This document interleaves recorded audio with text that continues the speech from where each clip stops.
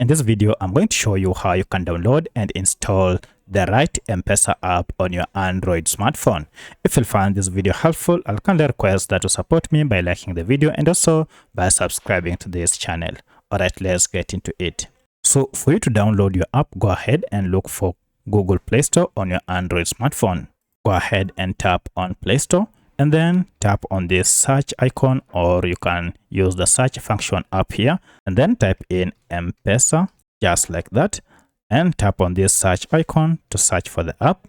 And you can see we have here MPESA.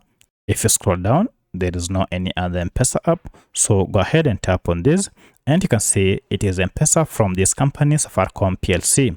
At the time of recording this, it has over 588,000 reviews with a star rating of 4.6, and the app is currently around 60 MBs and it has over 10 million downloads.